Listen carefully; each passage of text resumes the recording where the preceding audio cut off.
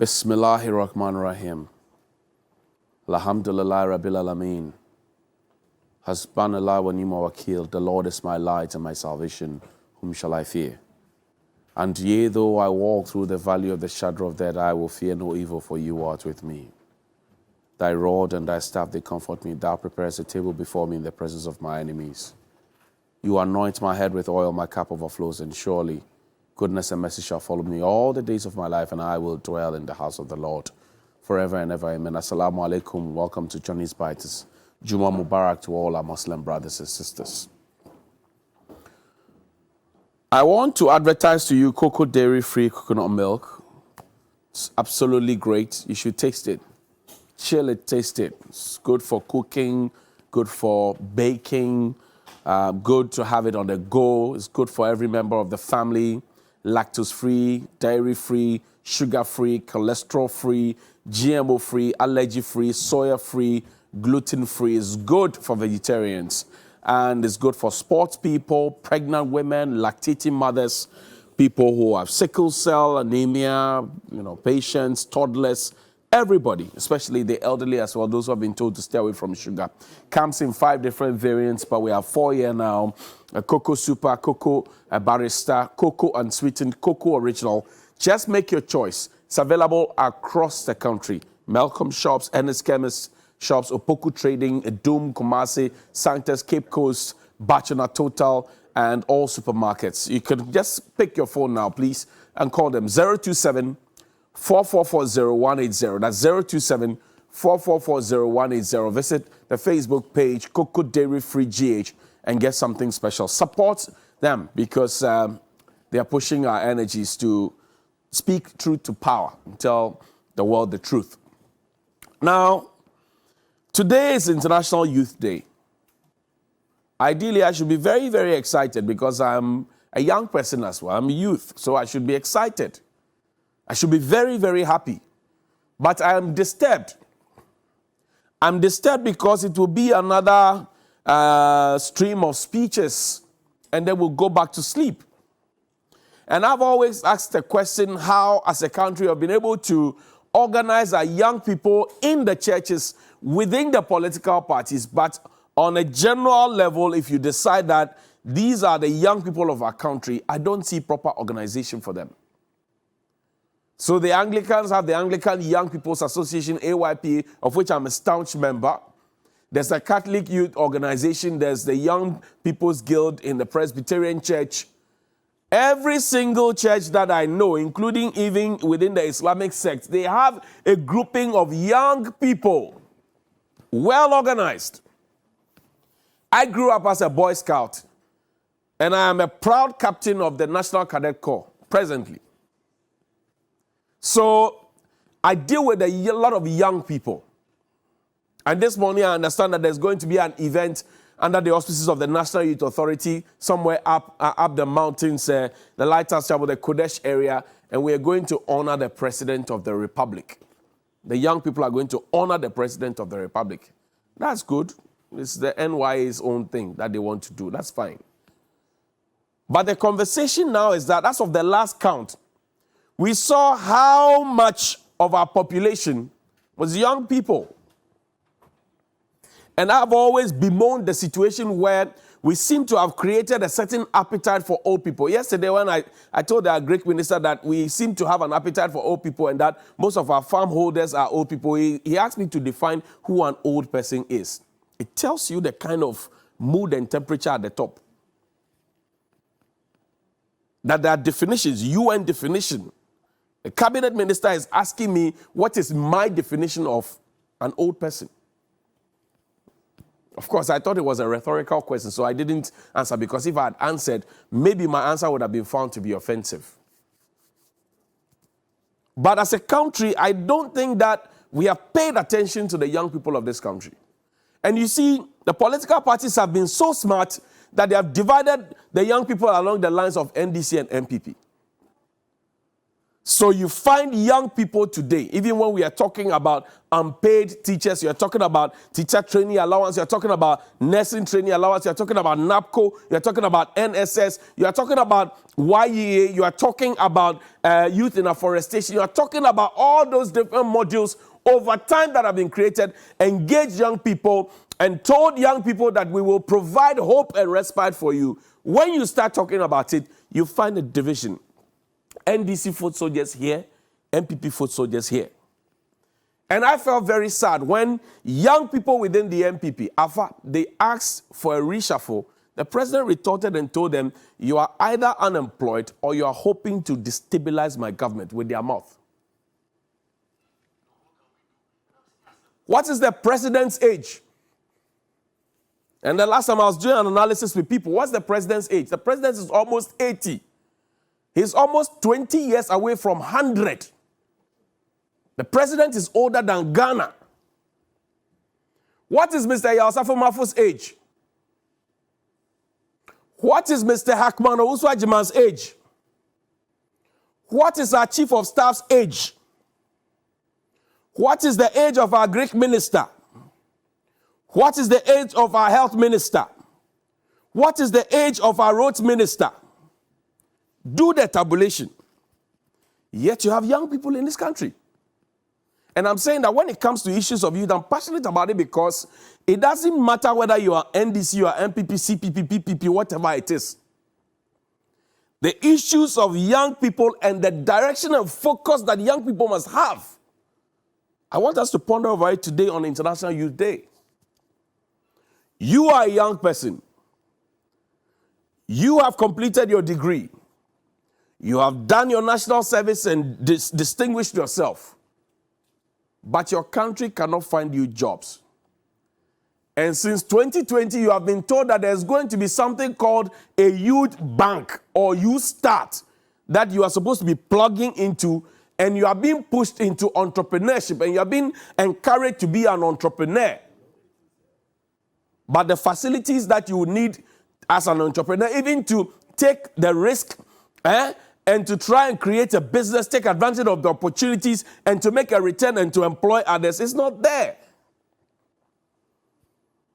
So you find that you're a young person, energetic, and then the conditions around you in your own country seems to weigh you down every single day. The other day, there were some NAPCO beneficiaries here who came to have a chat with Bella.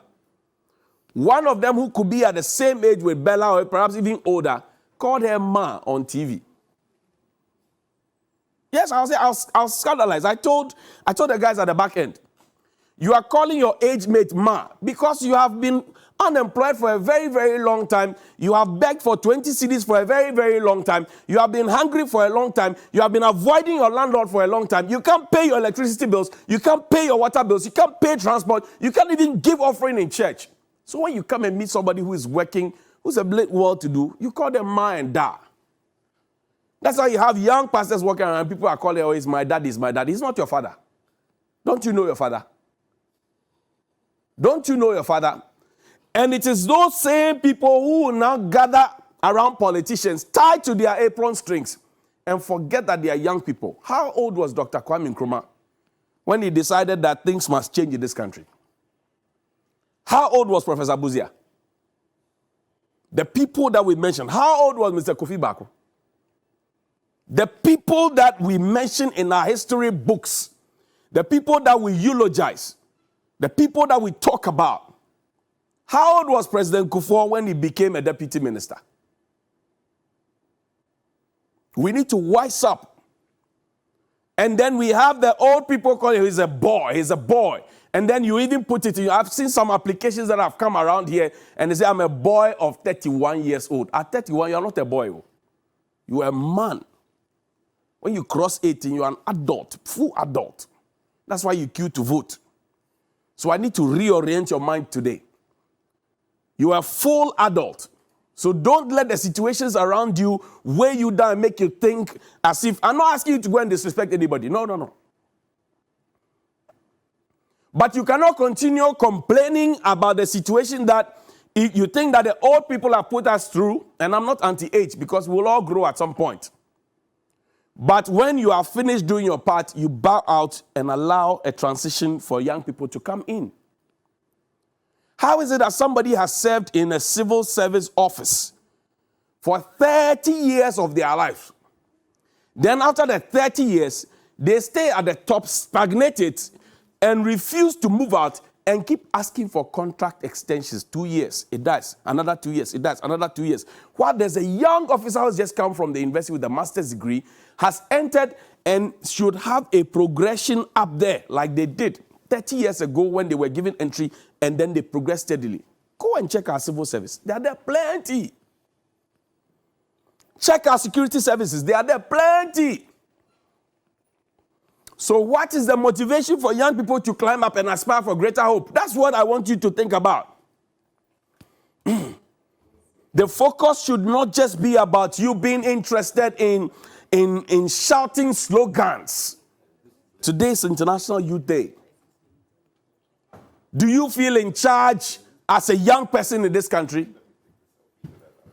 Do you feel loved as a young person in this country?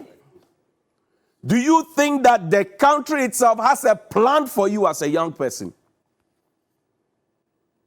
Because when people who have grown past 80, 70, 60, some 90, they tell you about the yesteryears, and they tell you how as young people they had opportunity. They tell you young pioneers, they tell you this, they were volunteering, and because they had certain services that were made available to them. Some of them went to school for free.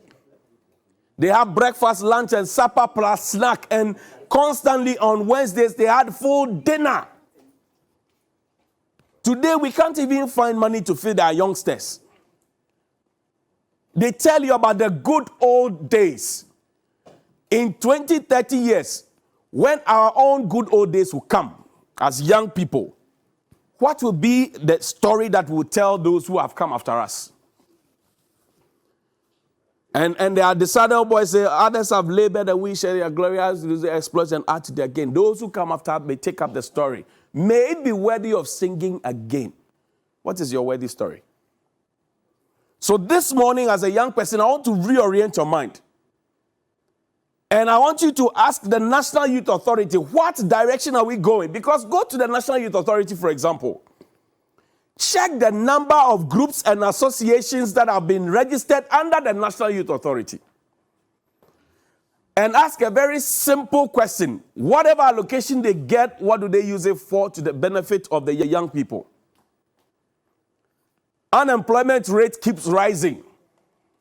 Young people are being told to get into entrepreneurship.